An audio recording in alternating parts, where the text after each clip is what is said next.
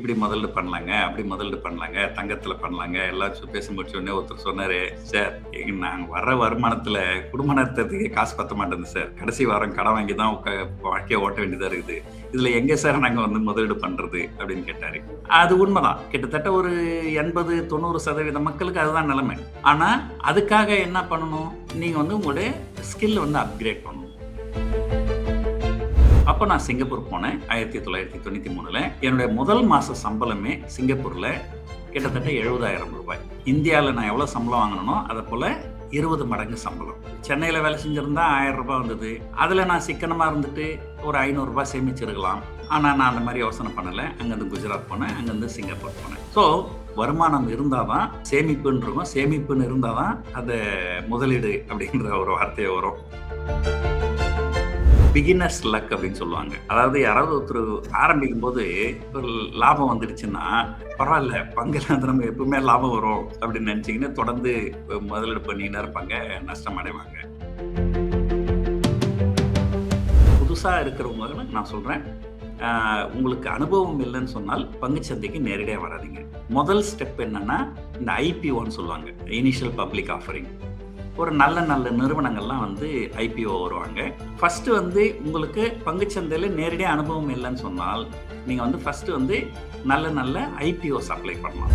நீங்கள் முதல்ல ஐபிஓ, ரெண்டாவது மியூச்சுவல் ஃபண்ட், அதுக்கு அப்புறமா உங்களுக்கு ஓரளவுக்கு நல்ல அனுபவம் வந்துருச்சு, எனக்கு நல்லா தெரியுது அப்படின்னும் போது நீங்கள் நேரடியாக வந்து பங்குச்சந்தைக்கு வரலாம். நான் வந்து சிங்கப்பூர்ல ஒரு 11 வருஷம் வேலை செஞ்சேங்க. அந்த 11 வருஷம் வேலை செஞ்சப்போ சம்பாரிச்சேன், நிறையவே சம்பாரிச்சேன். அந்த காசுலாம் எங்க போச்சுன்னே தெரியல. ஆனால் நான் சிங்கப்பூர்ல வேலை செய்யும்போது அந்த சிங்கப்பூர் அரசாங்கம் என்ன பண்ணாங்க, கம்பல்சரி ப்ராவிடென்ட் ஃபண்ட், உங்க சம்பளத்துல இருந்து ஒரு பகுதியை ப்ராவிடென்ட் ஃபண்டா பிடிச்சிருவாங்க. அவங்களும் கொஞ்சம் காசு போடுவாங்க. இப்போ இந்தியாவில் அப்படிதானே, நம்ம சம்பளத்துல இருந்து 12% பிடிச்சிருவாங்க, அவங்க ஒரு 12% போடுவாங்க. மொத்தம் 24% உங்க ப்ராவிடென்ட் ஃபண்ட்ல போகும். அந்த மாதிரி எனக்கு சிங்கப்பூர் அரசாங்கம் எனக்கு ப்ராவிடென்ட் ஃபண்ட் போட்டது. அந்த பணம் மட்டும் இன்னைக்கு பார்த்தீங்கன்னா எனக்கு கிட்டத்தட்ட 4 கோடி ரூபாய் இருக்குது.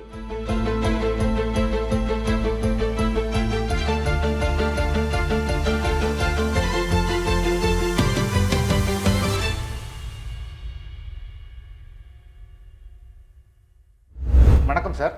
வணக்கம் சார், இதுவரைக்கும் நீங்கள் வந்து அந்த வருமானம், சேமிப்பு, முதலீடு அதை பற்றிலாம் கொஞ்சம் விளக்கமாக சொன்னீங்க. ஸோ இப்போ வருமானம், சேமிப்பு, முதலீடு அப்படின்னு எடுக்கும்போது இந்த வரிசையில் எது முதல்ல வரணும்னு நினைக்கிறீங்க சார்? முதல்ல வந்து வருமானம் தாங்க. வருமானம் இல்லாமல் வந்து நமக்கு சேமிப்பு வர்றதுக்கு வாய்ப்பே கிடையாது. ஒரு உதாரணத்துக்கு சொல்கிறேன். ஒருத்தர் 50,000 சம்பளம் வாங்குறாரு. ஆனால் அந்த 50,000 எவ்வளோ சிக்கனமாக செலவு பண்ணிட்டு மீதி எவ்வளோ சேமிக்க முடியும் அப்படின்னு கணக்கு பார்க்குறாரு. அதே இன்னொருத்தர் என்ன பண்ணுறாரு, நம்ம 50,000 சம்பாதிக்கிறோம், ஆனால் இது நமக்கு பத்தாது, நம்ம என்ன பண்ணுவோம், நம்ம லைஃப் வந்து கொஞ்சம் அப்கிரேட் பண்ணிப்போம். ஒரு கோர்ஸ், ஒரு கரஸ்பாண்டன்ஸ் கோர்ஸில் MBA படிப்போம். அந்த MBA படித்து முடிச்சோம்னா நமக்கு கூடுதலாக ப்ரமோஷன் கிடைக்கும் அப்படின்னு ஒரு காலகட்டத்தில் ஒரு 4-5 வருஷத்தில் அவருடைய சம்பளம் 1,00,000 ஆயிடுது. அப்போ இதில் யார் புத்திசாலின்னு சொல்லுவீங்க? 50,000 வாங்கி அதிகமாக சேமிக்கணும்னு நினைக்கிறவரா, இல்லை தன்னுடைய லைஃப் அப்கிரேட் பண்ணிக்கின்னு 1,00,000 ரூபாய் சம்பாதிக்கிறவரா? ஸோ கண்டிப்பாக வந்து உங்கள் லைஃப் ஸ்கில்ஸ் வந்து நீங்கள் டெவலப் பண்ணணும். இப்போ ஒரு உதாரணத்துக்கு இப்போ என்ன எடுத்துக்கோங்க. எனக்கு வந்து நான் ரொம்ப ரொம்ப ஏழ்மையான குடும்பத்தில் பிறந்து வளர்ந்தேன். எனக்கு ஒரு ரோல் மாடல் அப்படின்லாம் ஒன்றும் கிடையாது. ஸோ ஏதோ ஒன்று படித்தேன். படிக்கும்போது எனக்கு மேத்தமெட்டிக்ஸ் தான் எனக்கு கொஞ்சம் நல்லா வரும். சரி, அதனால் அதையே படித்தேன். படித்து முடித்த உடனே ஆசிரியராக வரணும், ஏன்னா அதுதான் வழி, வேற எதுவும் தெரியாது. சரி, நான் ஆசிரியராக வந்தேன். இப்போ ஒரு தமிழகத்தில் சென்னையில் ஒரு பள்ளிக்கூடத்தில் ஆசிரியராக சேர்ந்தேன். அப்போ எனக்கு என்ன யோசனை வந்தது, இல்லை இந்த வருமானம் நமக்கு பத்தாது. ஆனால் இந்த வருமானம் நமக்கு பத்தாதுன்னு சொன்னால் ஏறக்குறைய எல்லா பள்ளிக்கூடத்துலையும் அவ்வளோதான் சம்பளம் கொடுப்பாங்க. சரி, நம்ம வேறு மாநிலத்துக்கு போனால் நமக்கு சம்பளம் கூடுதலாக கிடைக்கும் அப்படின்னு அப்போ நான் குஜராத் போயிருந்தேன். அப்போ குஜராத்தில் பார்த்தீங்கன்னா உங்களுக்கு வருமானம் நிறைய வரும். ஏன்னா குஜராத்தில் வந்து ஆசிரியர்களுக்கு பற்றாக்குறை இருந்தது. சரி, அதுக்கப்புறம் குஜராத் போனோம். குஜராத் போனதுக்கப்புறம் அங்கே வருமானம் நிறையவே வந்தது. இருந்தாலும் இல்லை, பத்தலை, இதை விட வருமானம் கூட வரணும் அப்படின்னா அப்போது மற்ற எந்த மாநிலத்துக்கு போனாலும் அவ்வளோதான் சம்பளம் வரும். ஏன்னா நான் குஜராத்தில் வேலை செய்யும்போது மத்திய அரசில் என்ன சம்பளம் கொடுப்பாங்களோ அந்த சம்பளம் கொடுத்தாங்க. அது இல்லாமல் வந்து இலவசமாக வீடு அதெல்லாம் கொடுத்தாங்க. ஸோ அதை விட அதிகமாக சம்பளம் வேற எங்கேயும் கிடைக்கிறதுக்கு வாய்ப்பு இல்லை. சரி உடனே நான் சொன்னேன், சரி வெளிநாடு. அந்த காலத்துல நம்ம தமிழ்ல சொல்லியிருக்காங்க, "திரை கடலோடியும் திரவியம் தேடும்" சொல்லியிருக்கிறாங்க. நம்ம வெளிநாட்டுக்கு போவோம் அப்படின்னு சொல்லிட்டு, நான் வந்து ஒரு வாய்ப்பு கிடைச்சப்போ சிங்கப்பூர்ல ஆசிரியரா போயிருந்தேன். நானு இந்தியாவுல, குஜராத்ல மத்திய அரசாங்கத்துல என்ன சம்பளம் குடுப்பாங்களோ, அதே சம்பளம் கொடுக்கக்கூடிய ஒரு பள்ளிக்கூடத்துல வேலை செஞ்சேன். அப்ப என்னுடைய ஒரு மாத சம்பளம் வந்து ரூ. 3,500. இது வந்து 1993ல நடந்தது. அப்ப நான் சிங்கப்பூர் போனேன். 1993ல. என்னுடைய முதல் மாச சம்பளமே சிங்கப்பூர்ல கிட்டத்தட்ட ரூ. 70,000. இந்தியால நான் எவ்வளவு சம்பளம் வாங்குனனோ, அத போல 20 மடங்கு சம்பளம். இப்போ நான் வந்து சென்னையில வேலை செஞ்சிருந்தா ரூ. 1000 வந்தது. அதுல நான் சிக்கனமா இருந்துட்டு ஒரு ரூ. 500 சேமிச்சிருக்கலாம். ஆனா நான் அந்த மாரி யோசனை பண்ணல. அங்கருந்து குஜராத் போனேன். அங்கருந்து சிங்கப்பூர் போனேன். ஸோ எதுக்காக சொல்ல வரேன்னா, உங்களுடைய பிரைமரி இது வந்து உங்களுடைய திறமை. உங்க திறமைய நீங்க நல்லா வளர்த்துக்கணும். அந்த திறமைக்கு உண்டான வாய்ப்புகள் கிடைக்கும்போது நல்ல வேலை, நல்ல சம்பளம் கிடைக்கும். ஸோ வருமானம் தான் முதல் முக்கியம். வருமானம் இருந்தா தான் சேமிப்புன்னு இருக்கும். சேமிப்புன்னு இருந்தா தான் அது முதலீடு அப்படின்ற ஒரு வார்த்தையே வரும். நான் ஒரு தடவ ஒரு ஒரு ஈவென்ட்ல பேசறதுக்கு கூப்பிட்டாங்க. அந்த ஈவென்ட்ல வந்து நீங்க இப்படி முதலீடு பண்ணலாங்க, அப்படி முதலீடு பண்ணலாங்க, தங்கத்துல பண்ணலாங்க. எல்லாம் பேசி முடிச்ச உடனே ஒருத்தர் சொன்னாரு, "சார் நாங்க வர்ற வருமானத்துல குடும்ப நடத்துறதுக்கே காசு பத்த மாட்டேங்குது சார். கடைசி வாரம் கடன் வாங்கி தான் வாழ்க்கைய ஓட்ட வேண்டியதா இருக்குது. இதுல எங்க சார் நாங்க வந்து முதலீடு பண்றது?" அப்படின்னு கேட்டாரு. அது உண்மதான். கிட்டத்தட்ட ஒரு 80, 90% மக்களுக்கு அதுதான் நிலைமை. ஆனா, அதுக்காக என்ன பண்ணணும்? நீங்க வந்து உங்களுடைய ஸ்கில் வந்து அப்கிரேட் பண்ணணும். உங்க வாழ்க்கையில நீங்க எப்படி முன்னுக்கு வரணும் அப்படிங்கிறத நீங்க பார்க்கணும். இப்ப நான் சொன்ன மாரி, எனக்கு வந்து மேத்தமேட்டிக்ஸ் மட்டும் தான் தெரியும். எனக்கு வேற எதுவும் தெரியாது. நான் கணித ஆசிரியரா தான் இருந்தேன். ஆனா, அதே கணித ஆசிரியரா எதுக்காக சென்னையில இருக்கணும்? குஜராத்ல இருந்தா என்ன தப்பு? எதுக்காக குஜராத்ல இருக்கணும்? சிங்கப்பூர்ல இருந்தா என்ன தப்பு? அப்படின்னு நம்ம இது பண்ணணும். இப்ப இளைஞர்கள்லாம் நெறைய பேர் இருக்கிறாங்க. நெறைய பேர் கேட்கும்போது, "என்னப்பா படிக்க போறேன்னு?" சொன்னா, "சார் கம்ப்யூட்டர் இன்ஜினியரிங் தான் சார் படிக்க போறேன். அப்பதான் சார் எனக்கு வந்து வெளிநாட்டுக்கு வேலைக்கு போ முடியும். அப்பதான் சார் டாலர்ல நெறைய சம்பாதிக்க முடியும்." அப்படின்னு அதெல்லாம் வந்து தெளிவா தான் இருக்கிறாங்க. ஸோ, வருமானம், அதுக்கப்புறம் சேமிப்பு, அதுக்கப்புறம் முதலீடு. இதுதான் வந்து நேச்சுரல் சீக்வென்ஸ் அது. அதுல சீக்வென்ஸ் நம்ம மாத்தி பேசுறதுக்கு ஒண்ணும் இல்ல. அதான் சார், நீங்கள் உங்களை பற்றி சொல்லும்போது சொன்னீங்க வந்து ஒரு கணித ஆசிரியராக தொடங்கணும் அப்படின்னு சொல்லி வந்து அன்னைக்கு வந்து உங்களுக்கு யாரோ ரோல் மாடல் இல்லை அப்படின்னு சொன்னீங்க. ஆனால் இன்னைக்கு நீங்கள் வந்து பலருக்கு ரோல் மாடலாக இருக்கீங்க. ஸோ அந்த அடிப்படையில் வந்து ஒரு கணித ஆசிரியராக தொடங்கி நீங்கள் பங்குச்சந்தைக்கு வந்த அந்த திருப்புமுனை புள்ளி எதுன்னு சொல்ல முடியுமா சார்? உங்கள் பயணத்தை சுருக்கமாக சொல்ல முடியுமா? அது ஒரு பெரிய கதைங்க. அது ரொம்ப சுருக்கமா சொன்னாலே 10 நிமிஷம் ஆயிடும். நான் வந்து ஆசிரியரா இருந்தப்போ குஜராத்ல போய் வேலை செஞ்சேன். குஜராத்ல வந்து பெரும்பாலும் வந்து இந்த பங்குச்சந்தையில முதலீடு பண்றவங்க நெறைய பேர் இருப்பாங்க. அந்த காலத்துல ஒரு ஜோக்கே சொல்லுவாங்க. பங்குச்சந்தைக்கு ஒரு ரூ. 100 வருதுன்னா, அதுல ரூ. 95 குஜராத்ல இருந்து தான் வருது. அந்த மீதி ரூ. 5 எங்கேருந்து வருதுன்னா, மற்ற மாநிலங்கள்ல செட்டில் ஆகிருக்கிற குஜராத்திஸ் கிட்ட இருந்து வருது அப்படின்னு சொல்லுவாங்க. ஸோ குஜராத்திஸ் வந்து பங்குச்சந்தைக்கு பேர் போனவங்க. அங்க இருந்ததால எனக்கு குஜராத்தி நண்பர்கள் நெறைய பேர் உண்டு. அது மூலமா அவங்க மூலமா நான் நெறைய பங்குச்சந்தை பத்தி கத்துக்கினேன். அதுக்கப்புறம் சிங்கப்பூர் போயிட்டு, நான் திரும்ப சிங்கப்பூர்லேருந்து ஏதோ ஒரு காரணத்துக்காக ஒரு காலகட்டத்தில திரும்ப வந்துட்டேன் சென்னைக்கு. அப்போ என்னுடைய 2வது கேரியர், 2ண்ட் கேரியர் எத தேர்ந்தெடுக்கலாம் அப்படின்னு பார்த்தப்போ, சரி பங்குச்சந்தை தான் நமக்கு ஓரளவுக்கு தெரியுமே. குஜராத்ல இருந்தப்ப நம்ம கத்துக்கணுமே அப்படின்னு சொல்லிட்டு பங்குச்சந்தைக்குள்ள வந்தேன். 2007ல வந்தேன் பங்குச்சந்தையில. ஸோ கிட்டத்தட்ட 18 ஆண்டு காலம் பங்குச்சந்தையில காலத்தை ஓட்டியாச்சு. சார், பங்குச்சந்தையில் வந்து நீங்கள் ஃபஸ்ட்டில் சந்தித்தது வந்து லாபமா நஷ்டமா? பொதுவா வந்து நான் சொல்லுவேங்க, நான் வந்து சின்ன வயசுல சில உண்மையெல்லாம் சொல்லிடுறேன். என் நண்பர்கள் வந்து சிகரெட் குடி அப்படின்னு சொன்னாங்க. நான் முதல்ல சிகரெட்டு பத்த வச்ச உடனே இருமல் வந்தது. அவ்வளோதான். கடைசி வரைக்கும் அந்த சிகரெட்டு பிடிச்சதே கிடையாது. ஸோ எதுக்காக இத சொல்ல வரேன்னா, பிகினர்ஸ் லக் அப்படின்னு சொல்லுவாங்க. அதாவது யாராவது ஒருத்தர் ஆரம்பிக்கும்போது ஒரு லாபம் வந்துடுச்சுன்னா, ஓ! பரவால்ல. பங்குல வந்து நம்ம எப்பவுமே லாபம் வரும் அப்படின்னு நினைச்சுக்கின்னு தொடர்ந்து முதலீடு பண்ணிக்கிட்டே இருப்பாங்க. நஷ்டம் அடைவாங்க. என்னுடைய முதலீடு லாபமா, நஷ்டமான்னு கேட்டீங்கன்னா, லாபம் தான். நஷ்டம் கிடையாது. எதனாலன்னு சொன்னா, நான் வந்து பங்குச்சந்தைக்கு நேரடியா வரல. இப்போ வந்து புதுசா இருக்கிறவங்கள நான் சொல்றேன். உங்களுக்கு அனுபவம் இல்லைன்னு சொன்னால் பங்குச்சந்தைக்கு நேரடியாக வராதீங்க. முதல் ஸ்டெப் என்னன்னா, இந்த ஐபிஓன்னு சொல்லுவாங்க. Initial public offering. ஒரு நல்ல நல்ல நிறுவனங்கள்லாம் வந்து ஐபிஓ வருவாங்க. எனக்கு நல்லா ஞாபகம் இருக்கு.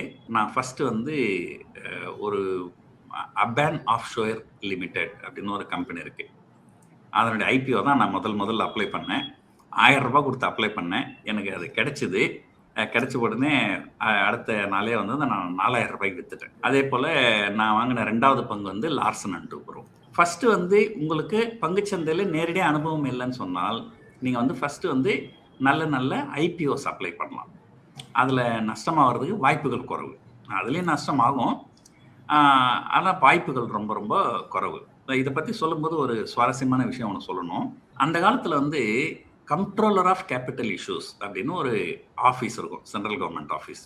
இப்போ எப்படி நம்ம சினிமாலாம் எடுத்தாக்கா சென்சார் போர்டுக்கு நம்ம அனுப்புகிறோம் இல்லையா, அவங்க எல்லாம் பார்த்துட்டு இதெல்லாம் கட் பண்ணுங்க, இதெல்லாம் பண்ணுங்கன்னு சொல்லி அனுப்புவாங்க.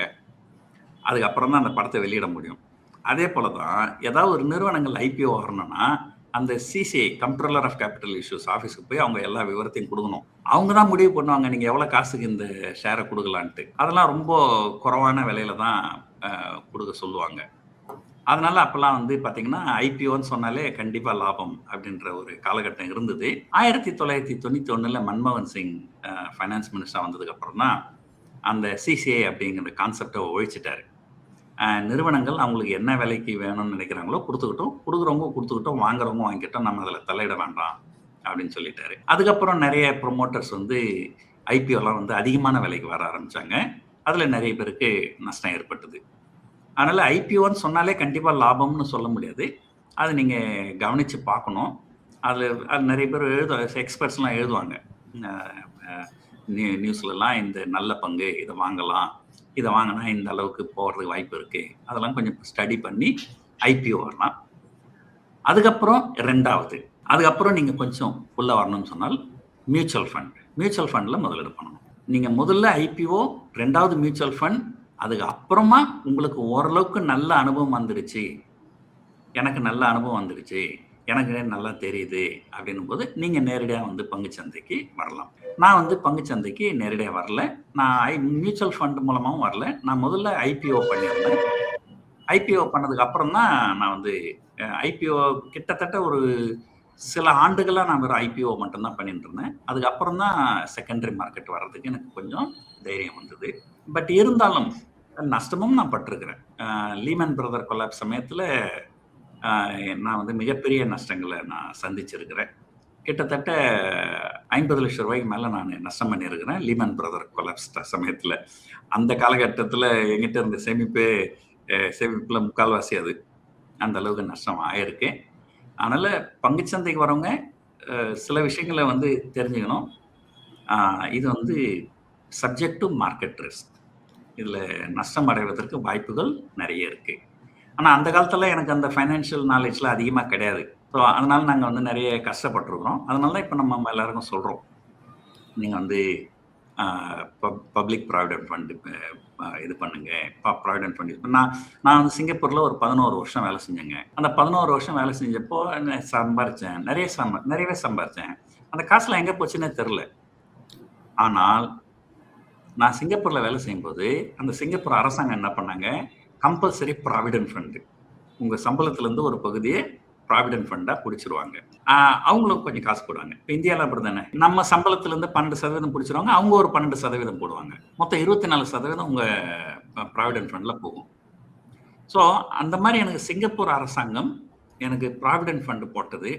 அந்த பணம் மட்டும் இன்னைக்கு பார்த்தீங்கன்னா எனக்கு கிட்டத்தட்ட 4 கோடி ரூபாய் இருக்குது. ஸோ அதை நீங்கள் எடுக்கவே இல்லை, இன்னைக்கு வரைக்கும் அப்படி இருக்கு? இன்னைக்கு ஆமாம், கொடுக்க மாட்டாங்க. ப்ராவிடென்ட் ஃபண்டில் இருக்கிற காசு கொடுக்க மாட்டாங்க உங்களுக்கு.